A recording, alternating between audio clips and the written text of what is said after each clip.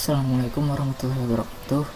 Saya Muhammad Miftahul Falah. Di sini saya akan eh, eh, memberikan jawaban tentang soal-soal jaringan nirkabel, yakni tugas keamanan WLAN.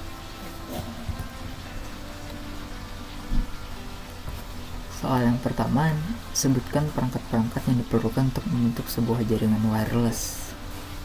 Di sini jawabannya ada 1 access point, 2 antena omni, 3 kabel pigtail atau kabel jumper, 4 PoE power over ethernet, 5 kabel UTP atau STP, 6 penangkap petir, 7 tower. Untuk soal nomor 2, sebutkan dan jelaskan tipe-tipe dari jaringan wireless.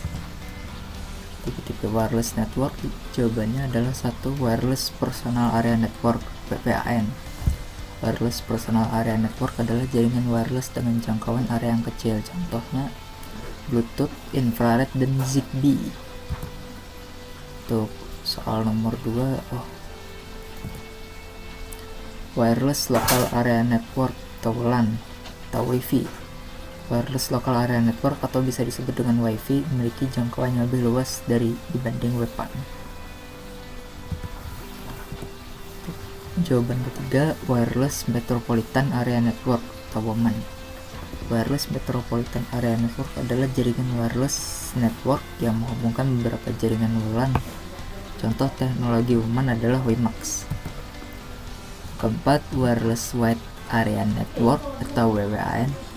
Wireless wide area network adalah jaringan wireless yang menjangkau area luas, misalnya menghubungkan kantor pusat dan cabang antar provinsi. Nomor 5, cellular network. Cellular network atau mobile network adalah jaringan radio terdistribusi yang melayani media komunikasi perangkat mobile seperti handphone, pager, dan lain-lain. Contohnya GSM, PCS, dan D-Strip AMPS, DMs. Soal yang ketiga, sebutkan dan jelaskan protokol yang digunakan pada jaringan wireless. 1. IEEE 802.11. IEEE 802.11 adalah yang pertama kali dirilis pada tahun 1997 dan diklarifikasi pada tahun 1999. Protokol ini bekerja pada frekuensi 2,4 GHz dengan kemampuan transfer 2,4 GHz dengan kemampuan transfer bandwidth 2 Mbps. Jawaban kedua, IEEE 802.11a. 802.11a diluncurkan pada tahun 1999 menggunakan protokol data link layer dan format yang sama dengan standar aslinya, yakni 802,11 tadi. Standar jaringan ini bekerja pada frekuensi 5 GHz dan IEEE 802.11a mampu mentransfer bandwidth hingga 54 Mbps. IEEE 802.11a namun frekuensi pembawa yang tinggi membawa kerugian lebih mudah diserap oleh dinding dan benda padat lain di jalurnya karena panjang gelombangnya lebih kecil. 3. IEEE 802.11b. IEEE 802.11b diluncurkan pada tahun 2000, bekerja pada frekuensi 2,4 GHz dan memiliki kecepatan transfer 11 Mbps dan menggunakan metode akses media yang sama seperti yang didefinisikan dalam standar asli, karena 802.11b adalah perluasan langsung dari teknik modulasi. Perangkat yang menggunakan 802.11b mengalami gangguan dari produk lain yang beroperasi di frekuensi 2,4 GHz. Perangkat yang beroperasi dalam rentang 2,4 GHz adalah oven microwave, perangkat Bluetooth, telepon nirkabel, dan beberapa peralatan radio amatir. Jawaban keempat, IEEE 802.11g. Pada Juni 2003, standar modulasi ketiga disahkan. 802.11g bekerja pada frekuensi 2,4 GHz seperti 802.11b, tetapi menggunakan skema transmisi berbasis OFDM yang sama dengan 802.11a. Beroperasi pada kecepatan maksimum 54 Mbps, jaringan ini merupakan penggabungan IEEE 802.11a dan IEEE 802.11b. seperti 802.11b, perangkat 802.11g juga mengalami gangguan dari perangkat lain yang beroperasi di frekuensi 2,4 GHz. Jawaban kelima, IEEE 802.11n. Pada tahun 2009, IEEE 802.11n resmi diluncurkan dan digunakan sebagai standar jaringan wireless pada device hingga saat ini. Perangkat ini merupakan pembaruan dari standar yang sebelumnya dengan frekuensi dual band 2,4 GHz dan 5 GHz. 802.11n mampu mentransfer data hingga pada kecepatan dari 54 Mbps hingga 600 Mbps. Standar jaringan wireless ini juga menerapkan modul teknologi Multiple In, Multiple Out (MIMO) disingkatnya. Jawaban ke-6, 802.11ac. 802.11ac diterbitkan pada tahun 2013. Versi ini dibuat berdasarkan 802.11n. Standar jaringan ini memiliki kecepatan transfer hingga 1 Gbps dan bekerja di frekuensi 5 GHz. Ada juga perluasan channel width hingga 80 MHz dan 160 MHz dengan menambah MIMO spatial stream up to 8 dan high density modulation up to 256 QAM. Soal keempat, menurut Anda dari sisi security lebih aman manakah jaringan kabel dibandingkan dengan jaringan wireless? Jelaskan. Manakah yang lebih aman dari jaringan kabel atau jaringan wireless? Kalau menurut saya jaringan kabel lebih aman karena jaringan wireless akses poinnya lebih mudah disusupi virus, pertukaran datanya gampang disadap. Untuk wireless enkripsi standar yang paling terkemuka yakni Wired Equivalent Privacy disingkat WEP telah menunjukkan fakta bahwa ia dapat dihancurkan, dikacaukan sinyal atau frekuensinya meskipun telah dikonfirmasikan secara benar. Jaringan Wi-Fi bisa dimonitor dan digunakan untuk membaca dan menduplikasikan data, termasuk di dalamnya data-data pribadi yang disalurkan melalui jaringan ketika tidak ada akses tertutup seperti VPN. Jika tembok batas akses Wi-Fi tidak terproteksi secara kuat untuk sebatas pada pemakai intern, maka network Wi-Fi bisa diakses bebas berinternet. Untuk soal kelima, sebutkan dan jelaskan serangan-serangan pada jaringan wireless LAN (Local Area Network). 1. MAC address spoofing. Metode penyerangan ini dilakukan dengan cara memasukkan atau menggunakan MAC address dari sebuah komputer yang memiliki hak untuk mengakses suatu jaringan nirkabel. Serangan ini akan berhasil apabila dalam hotspot tidak ada metode validasi lain yang digunakan selain berbasis MAC address saja. 2. WEP attack. Saat ini, serangan ini merupakan metode yang cukup populer digunakan di banyak hotspot.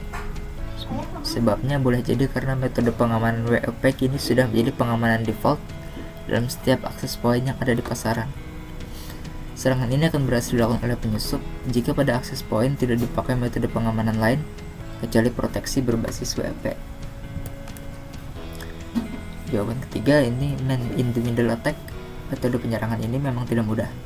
Penyerangan dengan keahliannya akan mencegat data yang lewat dari dua titik, misalnya dari akses point ke klien atau sebaliknya, lalu meracuni salah satunya. Jika serangan ini berhasil, penyusup dapat mengambil alih koneksi klien, mencuri data, bahkan memanipulasi data yang lewat pada jaringan nirkabel. Jawaban keempat, robo access point. Pada metode ini, penyusup membuat sebuah akses point palsu. Tujuannya adalah agar user akan tertipu sehingga akan mengakses akses point palsu ini. Jika user sudah terhubung ke akses point palsu ini, penyerang akan dengan leluasa melakukan aksinya pada komputer user yang menjadi korbannya. 5. DOS attack. Serangan ini bertujuan untuk melumpuhkan layanan akses yang disediakan akses point. Metode serangan dilakukan dengan mengirimkan paket data secara terus-menerus ke akses point sasaran sehingga itu kewalahan dan akhirnya. Soal selanjutnya, sebutkan dan jelaskan kelemahan wireless local area network pada lapisan fisik dan pada lapisan MAC atau data layer. Pada lapisan fisik, kelemahannya adalah Wi-Fi menggunakan gelombang radio pada frekuensi milik umum yang bersifat bebas digunakan oleh semua kalangan dengan batasan-batasan tertentu. Setiap WiFi memiliki area jangkauan tertentu tergantung power dan antena yang digunakan. Tidak mudah melakukan pembatasan area yang dijangkau pada WiFi. Kelemahan pada lapisan MAC-nya. Pada lapisan ini terdapat kelemahan, yakni jika sudah terlalu banyak node atau klien yang menggunakan channel yang sama dan terhubung pada AP yang sama, maka bandwidth yang mampu dilewatkan akan menurun. Selain itu, MAC address sangat mudah di spoofing, ditiru atau diduplikasi, membuat banyak permasalahan keamanan. Lapisan data atau MAC juga digunakan dalam autentikasi dalam implementasi keamanan Wi-Fi berbasis WPA radius 802.1x plus TKIP atau AS. Soal selanjutnya, jelaskan yang dimaksud dengan SSID. SSID, Service Set Identifier, adalah nama yang mengidentifikasi jaringan nirkabel 802.11 tertentu. Namanya ditetapkan oleh administrator jaringan yang mengkonfigurasi router. Beberapa menyebut SSID hanya sebagai nama jaringan.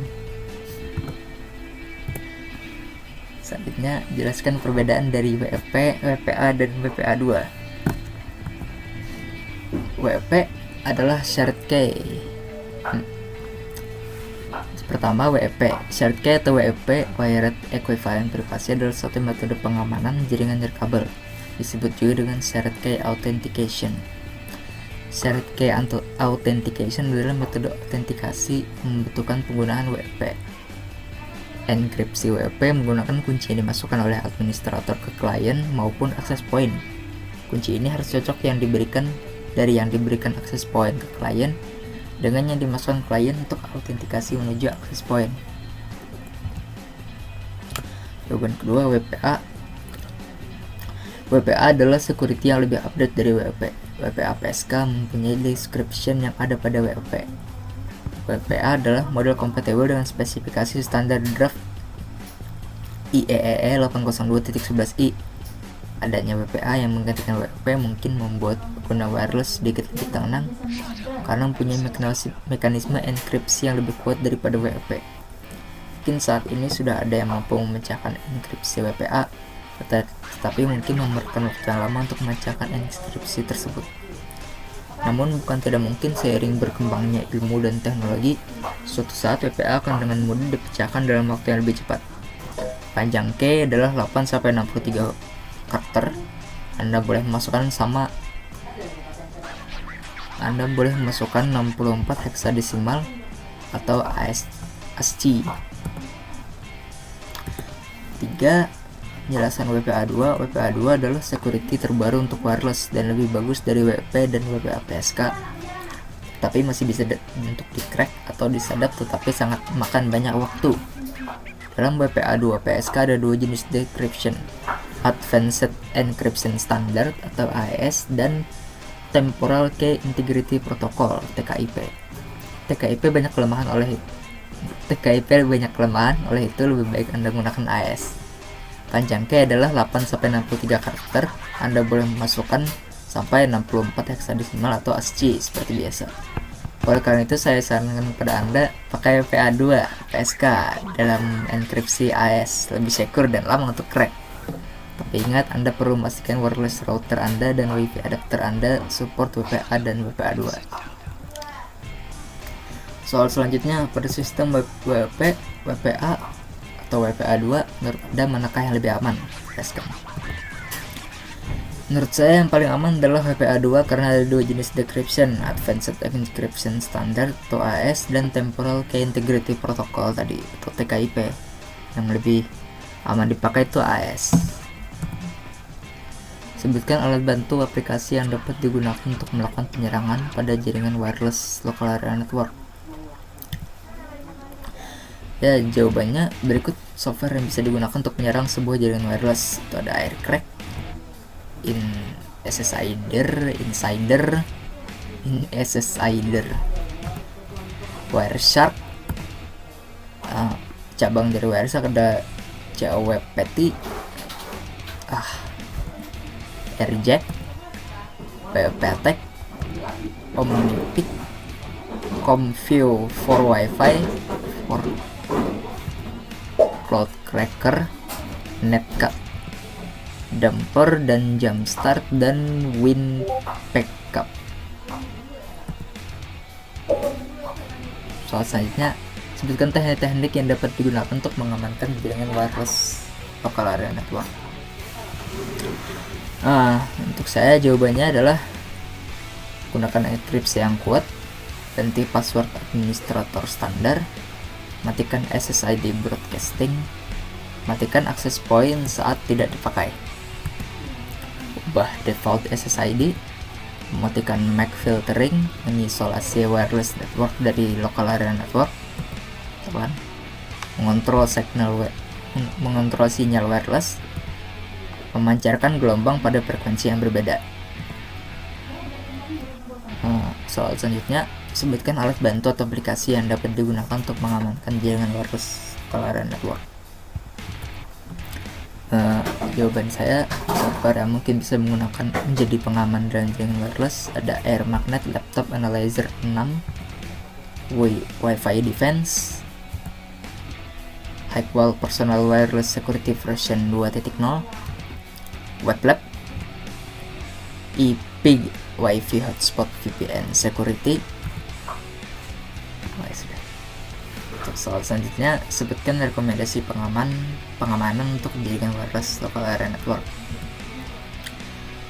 Minimal sistem pengamanan WPA2 itu rekomendasi teknik pengamanannya: aktifkan enkripsi, ubah nama jaringan wireless atau SSID, disable SSID broadcast, enable MAC filtering. Ini kayaknya soal terakhir, berikan alasan Anda kenapa kejahatan pada bidang IT semakin meningkat dari tahun ke tahun. Di Indonesia sendiri juga sebenarnya prestasi dalam bidang cybercrime ini patut diacungi 2 jempol. Walau di dunia nyata kita dianggap sebagai salah satu negara terbelakang, namun prestasinya sangat gemilang telah berhasil ditorehkan oleh para hacker, cracker, dan karder lokal. Virus komputer yang dulunya banyak diproduksi di US dan Eropa seperti juga mengalami outsourcing dan globalisasi.